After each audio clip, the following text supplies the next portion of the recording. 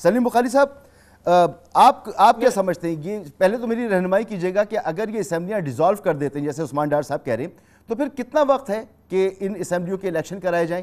کیا ہو سکتا ہے کہ ان اسمبلیوں کو لمبا کھینچا جا سکتا ہے؟ بہت شکریہ آپ کا مسعود رضا، آپ نے یاد کیا. شکریہ سر. گزارش یہ ہے کہ میرے دوست آپ کے ساتھ بیٹھے ہوئے ہیں، ڈار صاحب، عثمان ڈار صاحب. میں جب بھی کبھی ان کے ساتھ پروگرام میں آتا ہوں ایسی میری زندگی عذاب ہو جاتی ہے. میں بتا نہیں سکتا آپ کو، میں بول بھی نہیں سکتا ان کے بارے میں، نہ میں کوئی نیگیٹو بات کہہ سکتا ہوں، لیکن کوشش کروں گا میں ایسا کیا سر؟ آپ تک اپنے جو وہ ہے ایسا نا، دوستی ہے نا ان سے، اب کیا کریں ہم. دیکھیے گزارش یہ ہے کہ 2 نقصان ہوئے ہیں پی ٹی آئی کے کل کے اجتماع کے بعد. پہلا نقصان یہ ہوا کہ حکومت اور اسٹیبلشمنٹ وہ ڈرتی تھی کہ عمران خان صاحب اگر اپنی خواہش کے مطابق کراؤڈ لے کے اسلام آباد یا پنڈی پہنچ گئے تو کیا ہوگا. وہ ڈر تو گیا ہے نکل. عثمان ڈار صاحب بیٹھ کے 50,000 دفعہ کہیں وہاں لاکھوں لوگ تھے، لیکن کتنے لوگ تھے وہ سب نے دیکھے ہیں، ویڈیوز موجود ہیں وہاں. اور ایک شخص کا کہنا یہ ہے کہ جب ہیلی کاپٹر پر سے انہوں نے دیکھا کہ کراؤڈ کتنا ہے خان صاحب نے، تب وہاں ہیلی پیڈ پہ فیصلہ ہوا کہ اسمبلیوں سے نکلنے کا اعلان کریں گے. اچھا، تو کل کا فلاپ ہیونگ سیڈ دیٹ 2-3 باتیں بہت اہم ہیں. جی میں اسی کی بات کر رہا ہوں. گزارش یہ ہے کہ آپ نے کہا کہ پلان اے بی سی، کوئی اے بی سی نہیں تھا، صرف ایک پلان تھا کہ ہم اسلام آباد جائیں گے، 2 کام کر کے آئیں گے. ایک تھی نئے چیف کی تعیناتی اور دوسری تھی ارلی الیکشن کی ڈیٹ.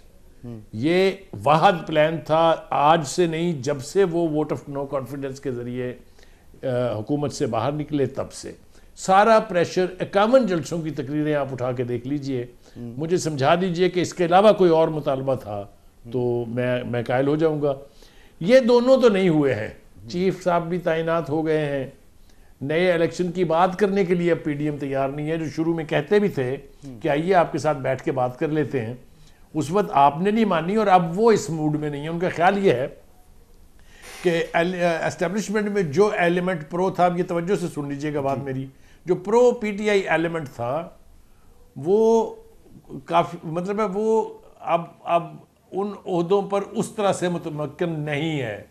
لہٰذا جو ایک اسٹیبلشمنٹ کے اندر کی ڈویژن تھی وہ تو حالات کے تقاضے کے تحت ہو گئی ہے ختم. وہ انسٹیٹیوشن پلٹے گا واپس ایک اکائی کی طرف، یہ میں آپ کو گارنٹی سے بتا رہا ہوں. ٹھیک ہو گیا. لہٰذا اب ان کو مقابلہ کرنا ہے باقی کی پولیٹیکل پارٹیز کی، جو الائنس کہہ لیجئے پی ڈی ایم ہے یا جو بھی فیوچر میں الائنس بنے گی. الیکشن کی ڈیٹ ان کو الیکشن کی نہیں ملنی ہے. یہ صبر آ جانا چاہیے. یہ چاہے اسمبلیوں سے نکلیں چاہے کچھ کریں. آپ دیکھیے 2-3-4 آپشنز ہیں ان کے پاس. پلان بی ہے یا نہیں مجھے نہیں معلوم، لیکن مجھے اپوزیشن کے پلان بی کا پتہ ہے. ایک تو یہ کہ آپ دیکھیے دونوں صوبوں میں اب گورنر ان کا نہیں ہے. ٹھیک ہے. اب وہاں عمر سرفراز چیمہ نہیں بیٹھے ہیں پنجاب میں. ٹھیک ہے. اسی طرح سے 8 مہینے سے گورنر نہیں تھا کے پی کے میں، وہاں بھی لگ گیا جے یو آئی کا. ٹھیک ہے. لہذا جو بھی قرارداد پاس ہوگی اس کے اوپر کئی دنوں تک بیٹھا جا سکتا ہے. Other than that plan B یہ ہے کہ وہاں دونوں صوبوں میں اگر آپ عدم اعتماد کی تحریک انیشیٹ کر دیں تو پھر اسمبلیاں توڑی نہیں جا سکتی ہیں. ٹھیک ہے. پلان سی بھی ہے، وہ یہ کہ وہ اپنی مرضی کی ڈیٹ پر جب وہ سمجھیں گے کہ اس وقت پی ٹی آئی ویک ہے. آپ دیکھ لیجئے جو آج الیکشن ہو رہے ہیں جس کی طرف دانیال صاحب نے اشارہ کیا، جہاں ان کی حکومت ہے آزاد کشمیر میں، وہاں کے نتائج کو سامنے رکھیے. یہ میرے خیال سے کل کا جو شو ہوا ہے اس کو آپ جتنا مرضی کامیاب قرار دیتے رہیں، لیکن اس نے کافی سیٹ بیک کیا ہے پی ٹی آئی کو، پی ٹی آئی کی لیڈرشپ کو. اچھا. ابھی آپ یہ دیکھیے گا یہ خدشہ ہے. یہ لوگ کہہ رہے ہیں کہ پی ٹی آئی کی لیڈرشپ کو انٹیکٹ رکھنا عمران خان صاحب کا سب سے بڑا چیلنج ہے. پی ٹی آئی میں سارے عثمان ڈار نہیں ہیں، یہ آپ کو بھی پتا ہے. عثمان ڈار کو میری رہنمائی کیجیے گا کہ عمران خان ہی تحریک انصاف ہے اور تحریک انصاف ہی عمران خان ہے.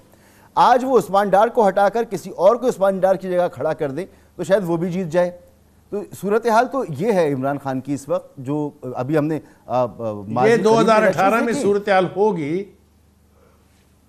دیکھیے میں آپ کو، میں معافی چاہتا ہوں میں آپ کی بات کاٹ رہا ہوں، یہ صورتحال اب نہیں ہے. اچھا. یہ 2 دفعہ ہم نے صورتحال دیکھی، ایک بھٹو صاحب کے دور میں کہ وہ اگر بجلی کے کھمبے پہ ٹکٹ دے دیں تو وہ بھی جیت جائے گا، یہی صورتحال عمران خان صاحب کی بھی تھی، لیکن نو لانگر، اب نہیں ہے۔ اچھا، گراؤنڈ ریالٹیز کا ادراک اگر آپ نہیں کریں گے تو پھر آپ کسی نتیجے پر پہنچ نہیں سکتے ہیں۔ دیکھیے 2018 کا الیکشن میں سے اسٹیبلشمنٹ کے اوپر ایک تو الزامات ہیں نا، لیکن ایک ان کا رول ہے جو ہمیں کسی پیپلز پارٹی کے یا نون لیگ کے بندے نے نہیں بتایا تھا، ہمیں عمران خان صاحب نے بتایا تھا۔ انہوں نے کہا جنرل باجوہ سے زیادہ کوئی جمہوریت پسند جرنیل نہیں ہے۔ یہ آپ نے سنا تھا مسعود رضا یا نہیں؟ جی جی، آپ نے یہ سنا تھا کہ جنرل باجوہ سے زیادہ میری حکومت کی کسی نے خدمت نہیں کی؟ آپ نے یہ سنا تھا کہ جب مجھے بجٹ پاس کرانا ہوتا تھا، سینٹ کا چیئرمین کا الیکشن لڑنا ہوتا تھا، تو میں ایجنسیوں سے کہتا تھا۔ یہ آپ کو یاد ہے؟ یہ کسی نہیں یہ ہے؟ بھی یاد ہے، اور یہ بھی یاد ہے کہ عمران خان نے کہا کہ یہی ان کی غلطیاں تھیں اور وہ ان غلطیوں کی وجہ سے ہی ان کو نقصان ہوا۔ اور میں واپس آتا ہوں آپ کے پاس، اور میں آپ سے یہ بھی پوچھوں گا، بلکہ اگر مجھے بتا دیں عثمان صاحب کے پاس جاتے وقت کہ جو حکومت کی تبدیلی کا عمل تھا یہ بالکل انڈیجنس عمل تھا، اس کو ہم تسلیم کر لیں کہ یہ پہلی مرتبہ پاکستان میں ہوا کہ بالکل پیور طریقے سے کہیں نہ پیسے کھلائے گئے کسی کو، نہ کوئی دباؤ استعمال ہوا، نہ کسی کو ٹیلی فون کالز ہوئیں، اور عمران خان کی حکومت ختم ہو گئی، ایم کیو ایم کا بھی ضمیر جاگ گیا، باپ کا بھی ضمیر جاگ گیا؟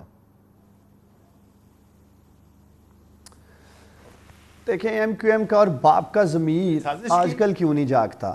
ان کا کیا سٹانس تھا؟ عثمان بھائی آ رہا ہوں، میں عثمان بھائی آپ کے پاس آ رہا ہوں، ذرا ایک کمنٹ لے لیں ان سے، اپنا سلیم بخاری صاحب سے، پھر میں آپ کے پاس آ رہا ہوں۔ سلیم صاحب ذرا بتا دیجیے۔ اچھا، ان سے سوال کیا آپ نے، میں نے کہا شاید مجھ سے پوچھیں۔ جی، ہم نے خان صاحب سے یہ ہمیں پتہ چلا کہ ان کے خلاف سازش کی امریکہ نے، ڈونلڈ لو کا نام لے کے، اور سائفر لہرا کے ہمیں بتایا، اور بہت سے لوگوں نے مانا اس کو۔ پی ٹی آئی تو خیر ریلیجیسلی اس پہ بلیو کرتی تھی، لیکن naan P T I elements نے بھی کہا کہ ممکن ہو سکتا ہے، بیکاز امریکہ کی ریپوٹیشن ہے رجیم چینج کی۔ لیکن ہمیں یہ بھی اس ملک کی انٹیلیجنس ایجنسیز اور سب سے مضبوط ادارے نے بتایا کہ الفاظ کا چناؤ غلط تھا، لیکن سازش کا ایلیمنٹ نہیں تھا، اور یہ بات اب جنرل باجوہ نے آخری بیان میں کیٹیگوریکلی سٹیٹ کر دی ہے۔ ٹھیک ہے۔ دوسری بات جو آپ پوچھ رہے ہیں، دیکھیے جب تک اسٹیبلشمنٹ ان کے ساتھ تھی، پی ٹی آئی سٹرونگ تھی، پی ٹی آئی اس پورے الائنس سے نہ ڈرتی تھی، نہ اس کو ڈرنے کی کوئی ضرورت تھی، لیکن جب آپ نے ان کو غدار، میر جعفر، میر صادق کہہ کے ان کو اپنے سے دور کیا، آپ ویک ہوئے ہیں، یہ آپ کو ماننا پڑے گا۔ میں پھر یہ کہہ رہا ہوں کہ آنے والے الیکشن 2018 نہیں ہے۔ اوکے، تو عثمان ڈار صاحب صورتحال یہ ہے جیسے سلیم بخاری صاحب فرما رہے ہیں کہ اب آپ کے پاس یہ صورتحال نہیں ہے کہ آپ کھمبے کو بھی کھڑا کر دیں گے تو ووٹ مل جائے گا۔ وہ کہتے ہیں کل کا جلسہ جو ہے وہ آپ کا فلاپ جلسہ تھا، اس کو دیکھ کر عمران خان صاحب نے فیس سیونگ ڈھونڈی ہے، اور آپ جتنی بھی کوشش کر لیں اس وقت گورنرز آپ کے موجود نہیں ہیں، تو آپ کو کوئی بڑی کامیابی